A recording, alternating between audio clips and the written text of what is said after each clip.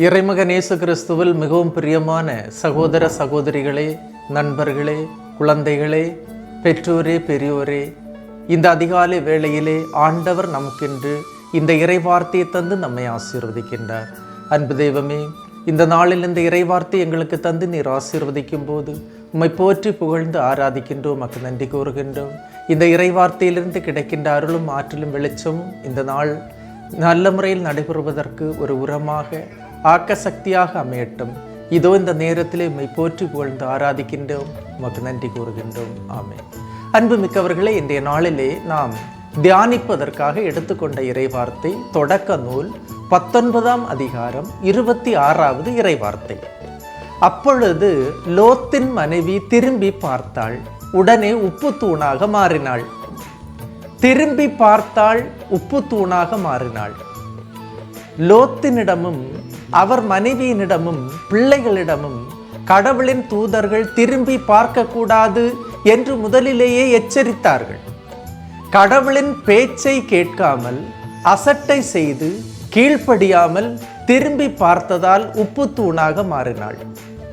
நமது வாழ்விலும் நம்மை இகழ்ந்தவர்கள், நம்மை பழித்தவர்கள், நம்மை புண்படுத்தியவர்கள், நமக்கு அவப்பெயர் வாங்கி தந்தவர்கள், நம்மீது இல்லாதது பொல்லாதது கூறியவர்கள், நமது வளர்ச்சிக்கு தடையாக இருந்தவர்கள், இவர்களை நீங்கள் திரும்பி பார்க்க கூடாது.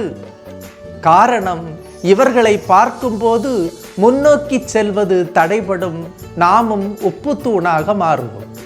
எனவே லோத்தின் மனைவி செய்த தவறை நாம் செய்துவிடக்கூடாது. தினமும் உங்களுக்கு கிடைக்கின்ற இறைவார்த்தையை முன்னில் வைத்து முன்னோக்கி செல்லுங்கள். காரணம், செங்கடலில் கடவுள் இஸ்ரேல் மக்களுக்கு முன்னோக்கி செல்லுங்கள் என்று பணித்தார்.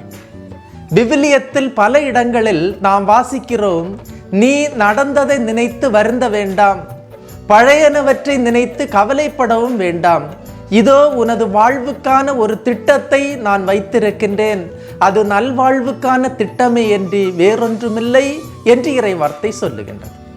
இன்றும் பலருடைய வாழ்வில் நடந்த கசப்பான அனுபவங்கள் 5 வருடம், 10 வருடம், 20 வருடம், 30 வருடம் தாண்டியும் இன்றும் மனங்களில் உப்பு தூண் போன்று மாறியிருக்கின்றது.